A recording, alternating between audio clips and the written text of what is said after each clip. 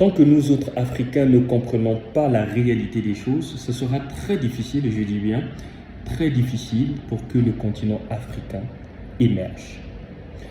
Dans cette vidéo, je vais partager avec vous une réalité qui empêche d'ailleurs à notre continent d'aller de l'avant ou encore de faire long feu.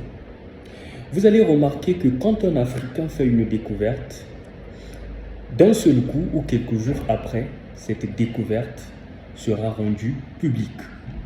C'est vrai, ce n'est pas mauvais. Pourquoi? Parce que pour beaucoup d'Africains, c'est la meilleure façon de faire émerger les inventions africaines.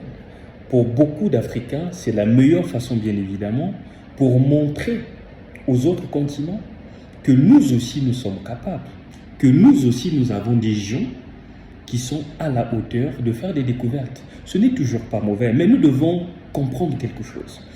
C'est que le plus souvent, quand un Africain fait une découverte, quelques jours après, cette personne qui était considérée comme une personne héroïne passe à une personne d'inaperçue.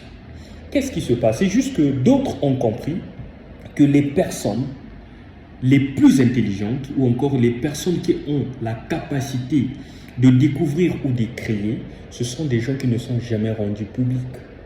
Ou ce sont des gens qu'on ne peut pas exposer sans pourtant avoir eu le temps de bénéficier de leur expertise. Ce côté-là, l'Afrique n'a jamais compris cela.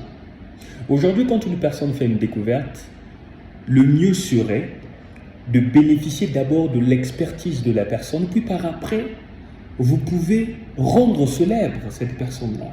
Je vais prendre un exemple simple. Pour ceux qui travaillent à la NASA, est-ce que vous avez déjà vu un documentaire où les États-Unis filmer ou encore faire un documentaire sur des personnes qui font des découvertes incroyables?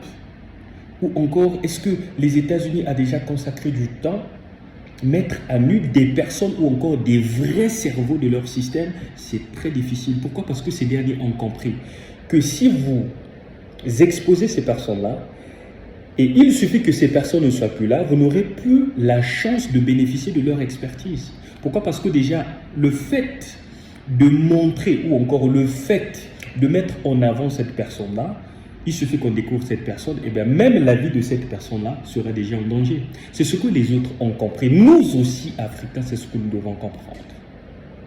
Nous devons comprendre qu'aujourd'hui, quand un Africain, un digne fils, une digne fille d'Afrique fait une découverte, nous ne devons pas être à la hâte. On ne doit pas se dire, bon, oui, nous aussi, nous devons prouver aux autres qu'on est capable, qu'on peut faire ceci. Non. Voilà pourquoi nous tuons nos héros. Voilà pourquoi nous exposons nos héroïnes à la mort.